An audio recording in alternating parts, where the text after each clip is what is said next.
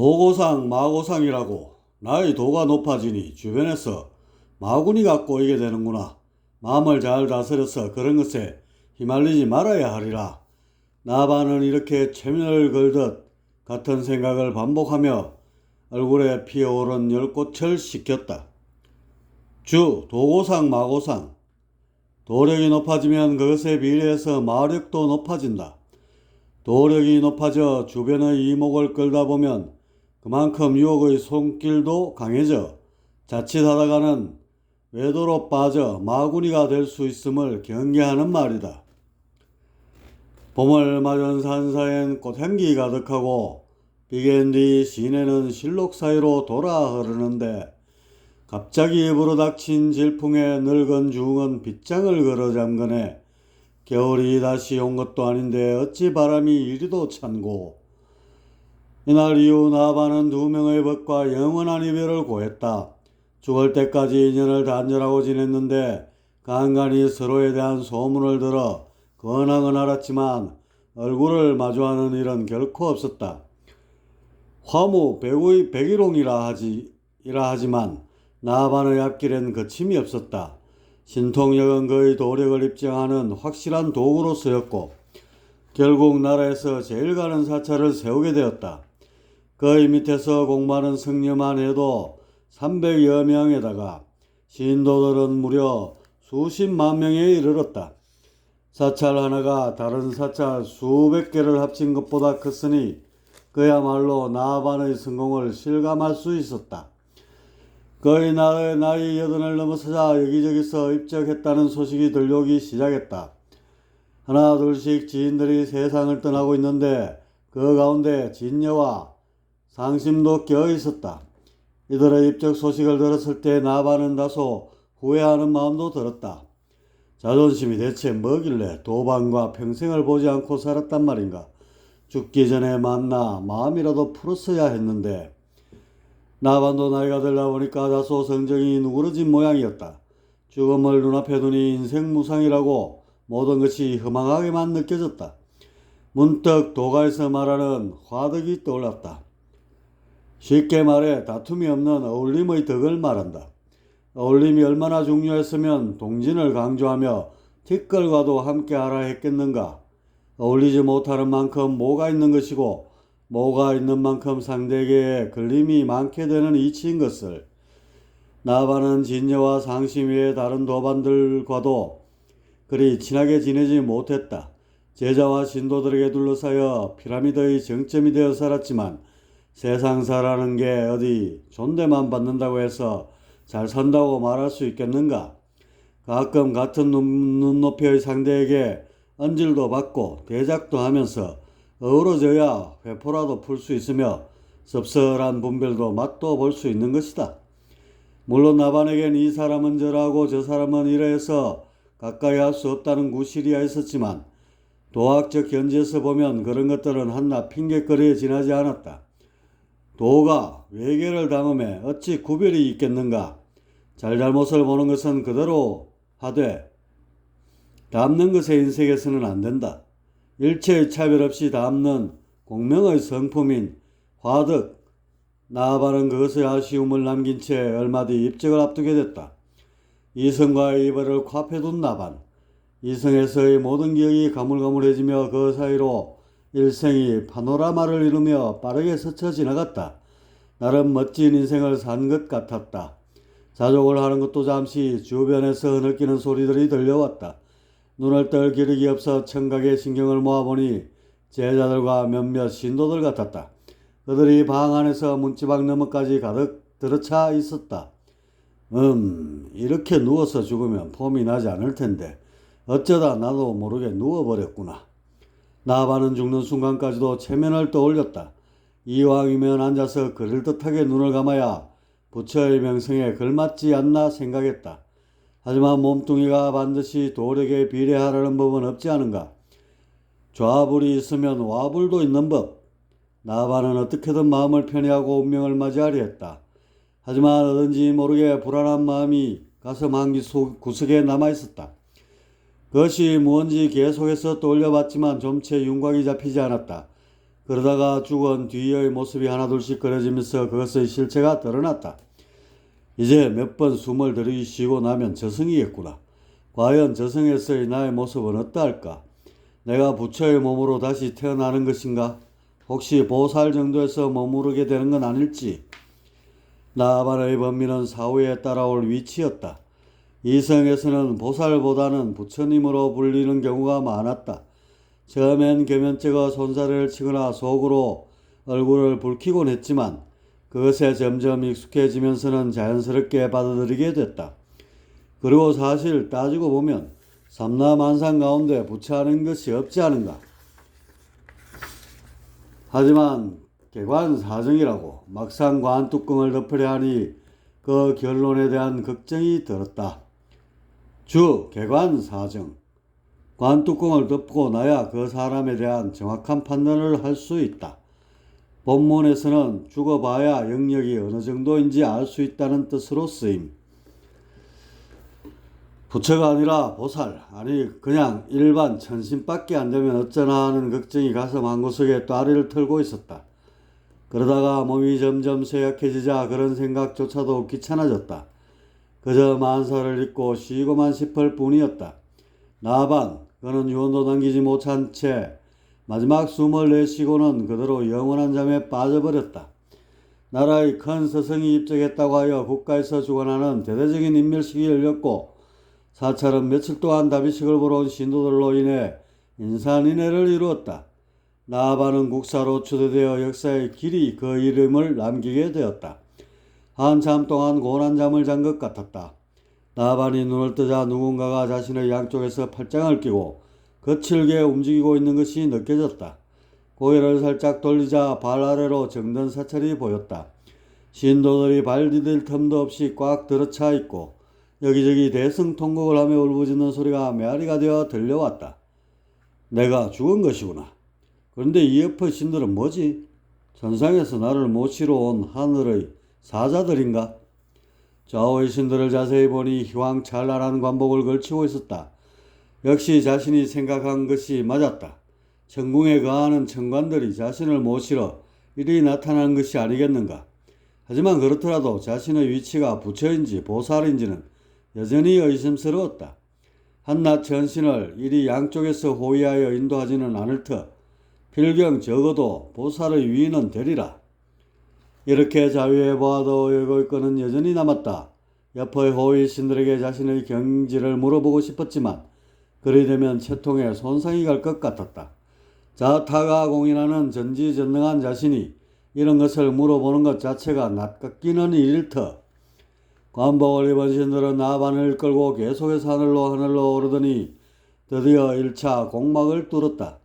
푸르디 푸른 성계의 창공이 시선을 휘감으며 다가왔다. 상상조차 할 수 없는 수려한 풍광이 목전에 펼쳐졌고 감동이 덩실덩실 올라와 가슴을 뛰게 했다. 하지만 이내 나아반은 벌렁벌렁한 가슴을 진정시켰다. 이런 하찮은 성계에 이리도 호구들갑을 떤다면 향후에 접할 천계는 어떻겠는가? 더군다나 천계 너머의 열반에 거할 생각을 하면 이런 성경은 실로 보잘것없는 것이었다. 나아반은 애서 성계를 무시하며 마음을 누그러뜨렸다. 그런데 웬일인지 호위 신들이 더 이상 하늘로 오르지를 않고 옆으로 수평 이동을 하는 것이다. 어서 빨리 하찮은 것들이나 사는 성계를 벗어나 천계로 올라가야 하는데 말이다. 뭐야, 왜 위로 오르지 않는 것이지? 나아반은 의욕이 풍선처럼 부풀어 올랐다. 물어보고 싶었지만 자존심 때문에 꾹 참았다. 조금 있다가 다시 오르겠거니 하고 그냥 넘겼다. 하지만 시간이 지나도 위로 오를 생각은 하지 않고 계속해서 수평으로만 운행하는 것이었다. 발 아래로 선계의 아름다운 경치가 눈이 시리도록 시야에 담겼다. 가끔씩 성경 속에서 도포자락을 휘날리며 유유자적하는 신선들의 모습이 눈에 띄었다. 나아반의 눈에는 그들 모두가 한심하게만 느껴졌다. 기껏해야 영역이 5, 6천인 주제에 마치 하느님이라도 된 듯이 거들먹거리는 신선들의 폼새가 눈꼴 시리면서도 조소를 머금게 했다. 저들과 한시라도 섞여 있어서는 안 되겠다는 생각은 나아반의 궁금증을 더욱 보쳤다. 더 이상 참을 수 없게 되자 나아반은 체면 불구하고 최대한 근엄한 목소리로 입을 열었다. 이보게 천사 양반들, 왜 위로는 오르지 않고 계속해서 옆으로만 움직이는고? 나반이 느릿느릿 말을 꺼내자 좌측의 천사가 나반의 얼굴을 빤히 쳐다보고는 우측의 천사에게 눈길을 돌렸다. 나반이 정신이 든 것을 확인한 것인데 이들은 이게 다였다. 아무런 대꾸도 없이 가던 길로 계속 날아가는 것이다. 어른의 말을 무시해버리는 이런 무례한 자들은 또 무엇인가? 나반은 자존심이 뭉그러지면서 노기가 뻗쳤다. 무엄하구나. 어른이 물었으면 냉큼 대답할 것이지. 나반이 인상을 찌푸리며 언성을 높였다. 그 참 말 많네. 오르긴 어디로 오른다고 그래? 좌측의 천사가 귀찮은 듯이 말을 툭 뱉었다. 이 말을 들은 나반은 소스라치게 놀랄 수밖에 없었다. 지엄하신 하늘 어른에게 지금 반말을 하고 있는 게 아닌가? 나반은 귀를 의심하면서 다시 한번 목소리를 높였다. 고얀지고 어디서 배워먹은 망발이냐? 어른이 물었으면 공손히 대답이 날 것이지. 두 천사는 아무 말이 없었다. 이제 좀 호통이 통하는가 보다 하고 나반의 어깨가 더욱 뒤로 젖혀졌다. 냉큼 대답하지 못할까? 왜 곧장 오르지 않는 것이뇨? 두 천사는 나반의 말이 귀에 거슬린 듯 인상을 쓰며 가던 길을 멈추었다. 그리고는 양쪽에서 팔을 풀고 턱을 위로 치켜들며 하늘로 혼자서 올라가라는 신용을 했다. 이놈들 봐라. 갑자기 꿀먹은 벙어리가 되었나 보네. 나반은 가당치 않다는 표정을 짓고는 하늘 위를 쳐다봤다. 몇 번만 발을 구르면 금세 천계에 도달할 것만 같았다. 천상에 올라 이런 버르장머리 없는 놈들을 사자로 보낸 자를 찾아 그 책임을 엄히 물으리라 생각했다. 그리고는 하늘로 훌쩍 솟구쳤다. 한 발, 두 발 하늘로 오르는가 싶더니 몇 발짝 못 가서 숨이 덜컥 막혀버렸다. 온몸이 천근만근 무거운 게 무언가 공중에서 자신을 짓누르는 것 같았다. 천사들이 있는 곳에서 불과 몇 발짝 오르지도 않았는데 벌써부터 차원의 압박을 심하게 받고 있다니. 이거 왜 이러지? 지금 이 정도 높이라면 영역 5천 정도의 수준밖에 안 될 텐데. 나반은 얼굴이 창박하게 변하며 무언가 잘못됐다는 생각이 들었다. 아직 저성에 적응하지 않아 몸이 말을 듣지 않는 것은 아닐까?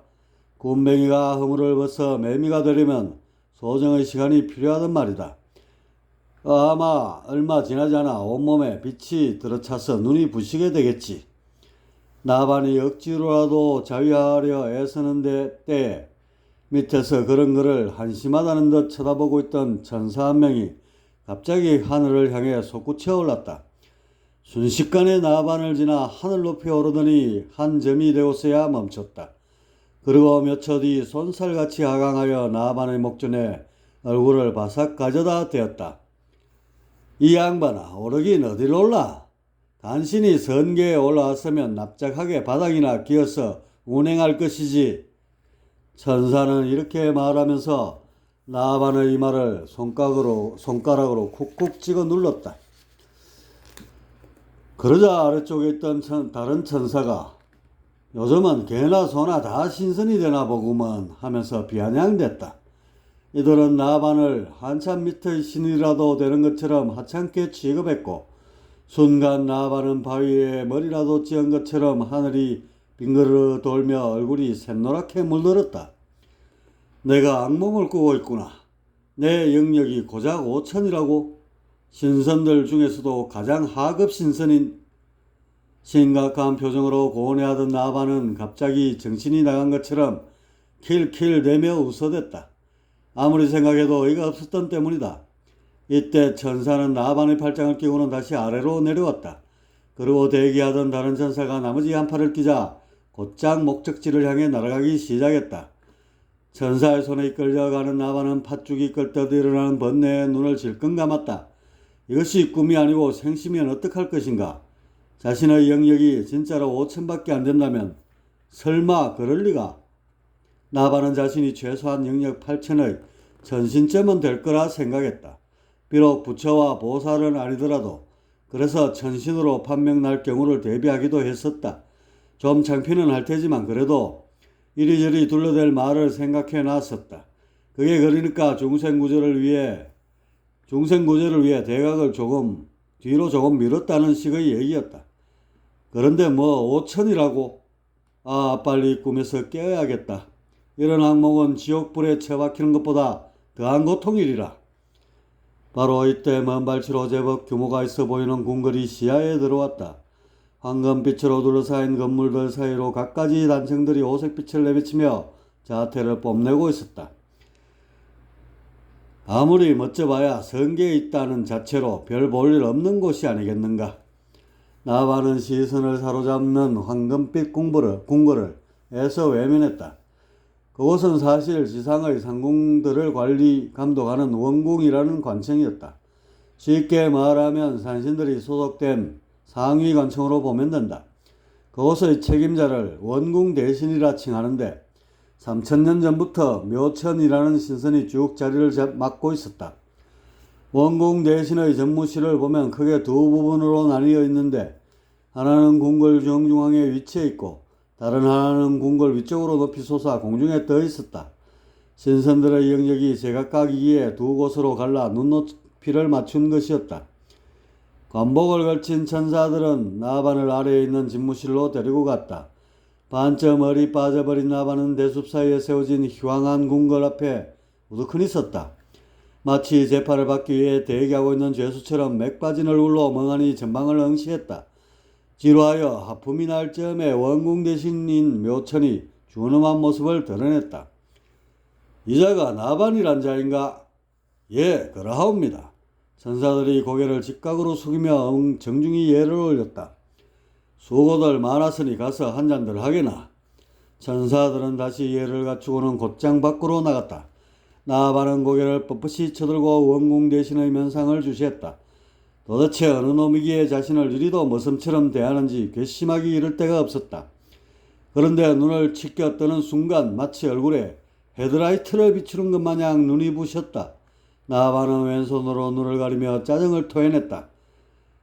거기 불빛 좀 치우시지. 반응이 없자 나반은 손가락 틈새로 뱁새 눈을 뜨며 조심스럽게 전방을 주시했다.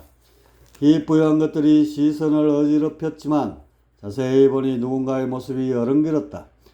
그런데 웬걸 그자의 몸에서 흘러나오는 빛이 자신의 시야를 가리고 있는 게 아닌가. 아니, 이렇게 눈이 부신 걸 보면 저자가 나보다 영역이 훨씬 높다는 것인데 조금 전의 사자들보다 몇 곱절은 더 강한 빛이다. 나반은 자질 앞에 서 있는 신이 마치 하느님처럼 거룩하게만 여겨졌다.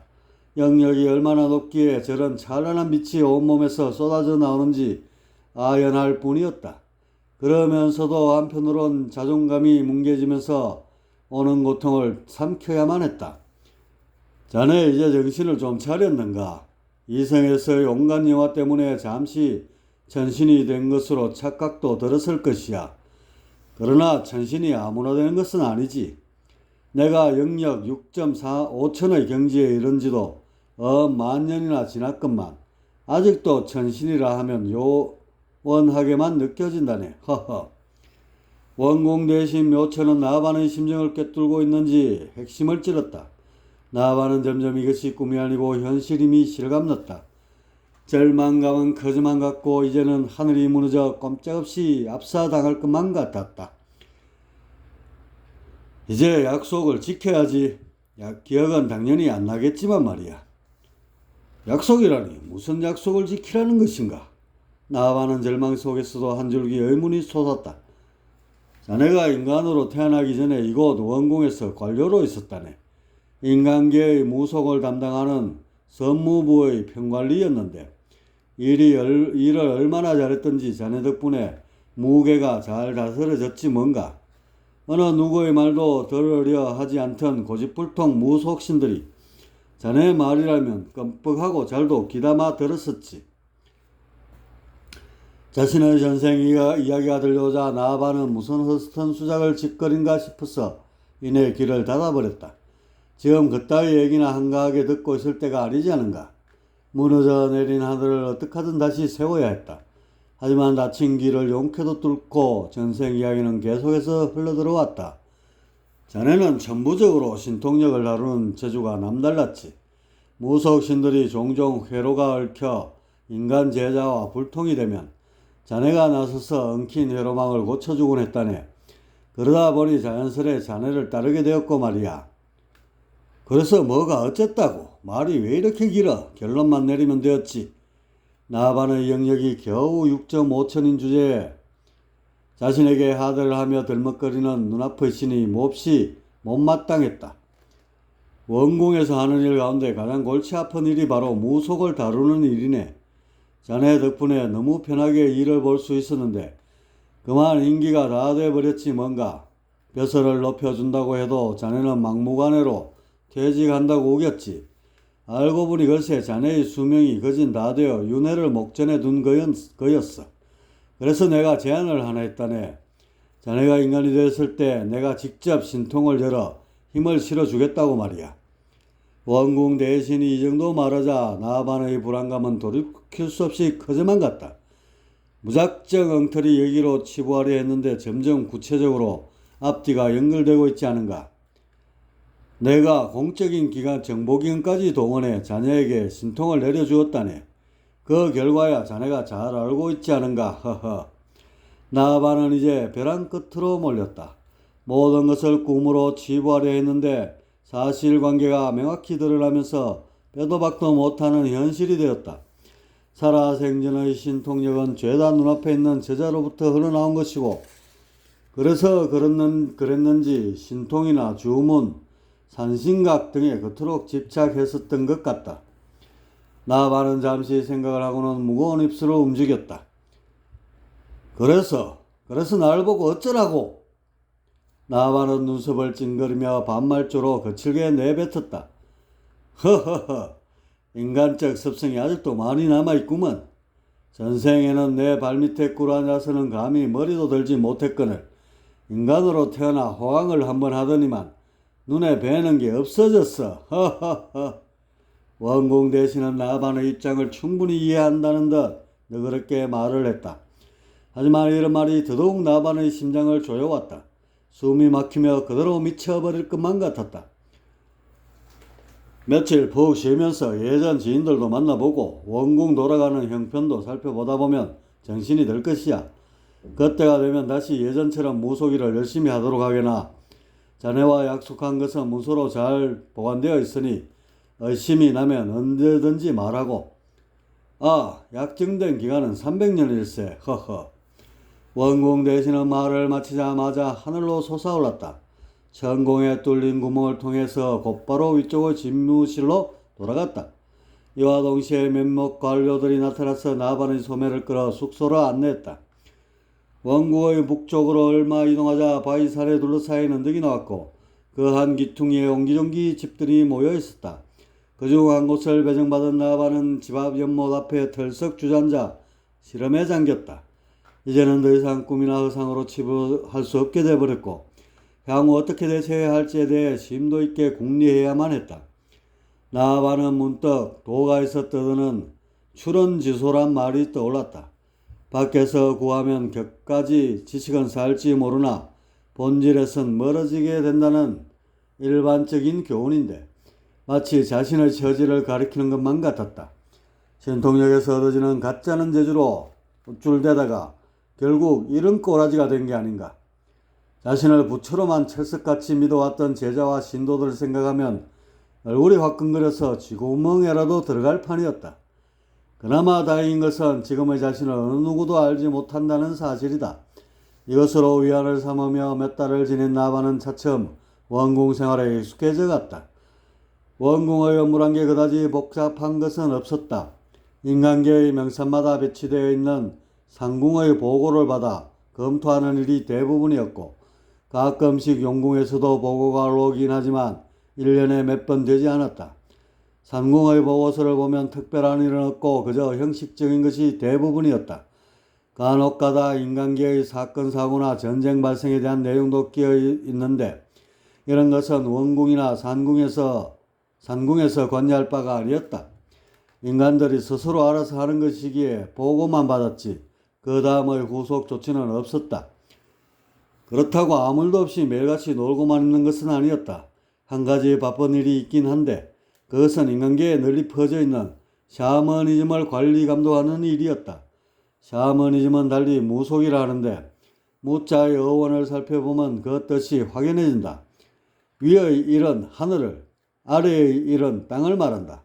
그리고 그 가운데의 고는 위성과 저성을 가르는 영육 경계선으로서 좌측의 사람이는 산 사람, 우측의 사람이는 죽은 사람이 된다.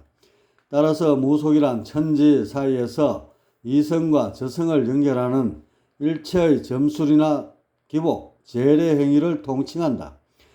그런데 아무 신이나 무속에 관여할 수 있는 건 아니다. 그 영역이 적어도 4.5천에서 5천에 이르러야 신통이란 것을 통해 인간사에 개입할 수 있다.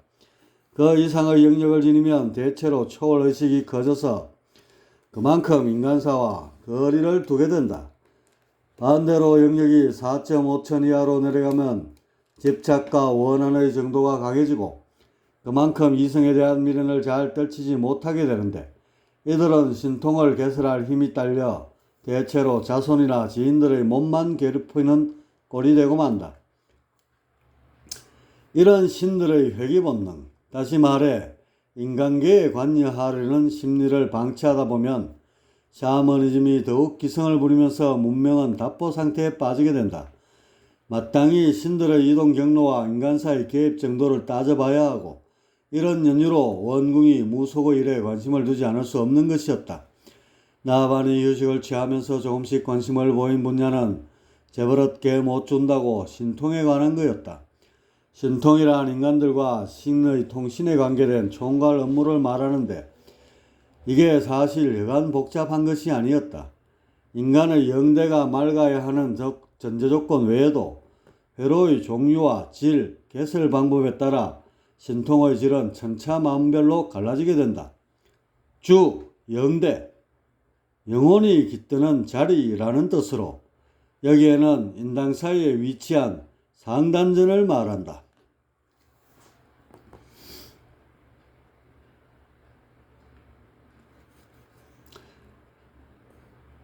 천차만별로 갈라지게 된다. 더군다나 그 회로를 설 신의 영역에 맞춰 조정도 해야 되어서 웬만한 머리로는 감당할 수 없었다.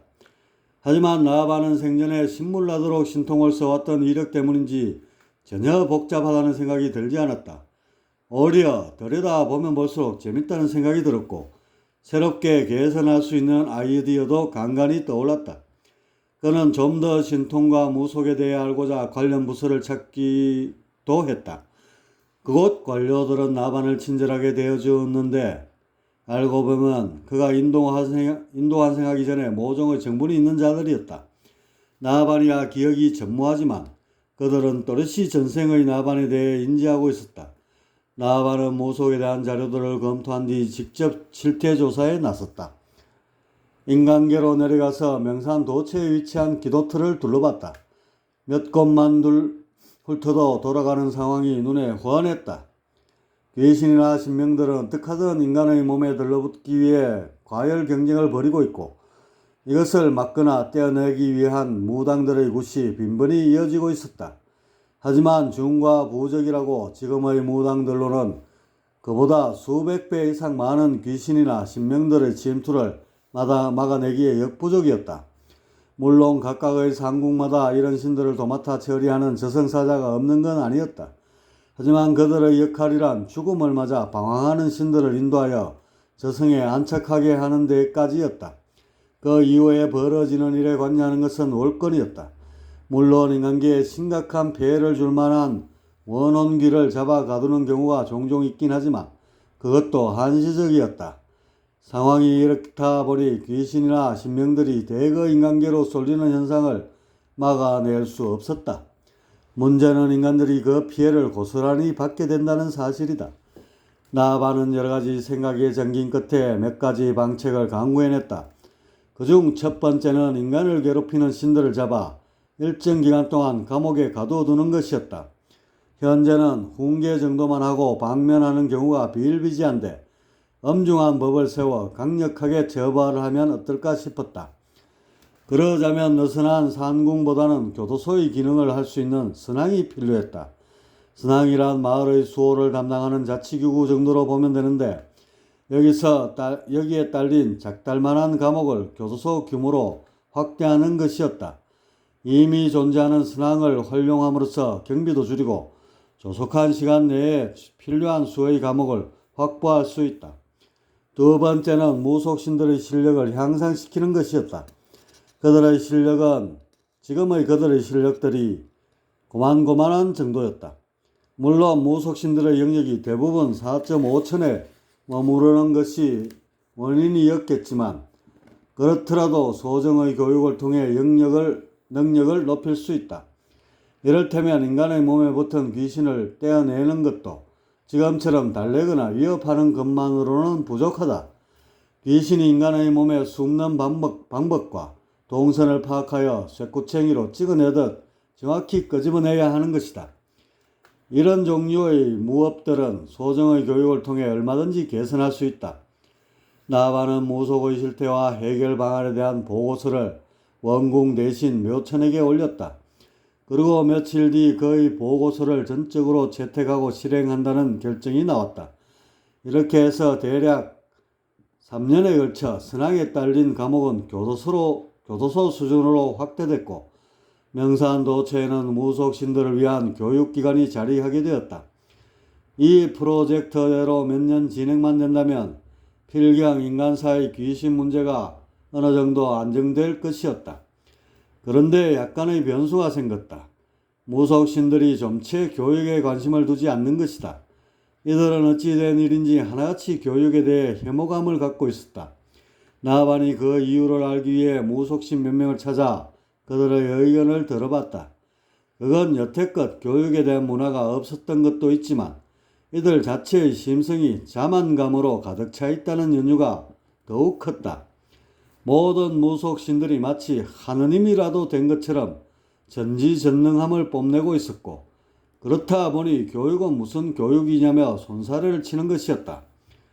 무속신 한 명 한 명이 죄다 하느님이구나. 나반은 하는 수 없이 가뭄에 콩나듯 참석한 몇 명의 무속신만을 대상으로 교육을 진행할 수밖에 없었다.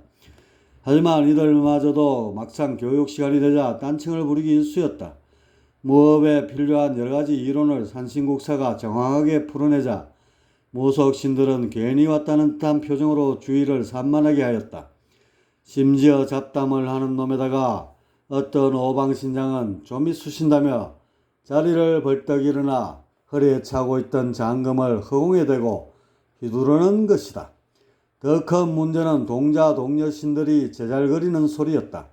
이들은 잠시도 가만히 있지를 않고 이러지르이 돌아다니면서 주위를 소란케 했다. 한마디로 난장판이 따로 없었다. 이런 광경을 지켜보던 산신이 참을 수 없었는지 나반에게 말을 붙여왔다. 이보시오 나반, 이것이 당신이 제안한 무속신들의 교육이었어. 허허. 산신의 입가엔 조소가 가득 묻어나왔다.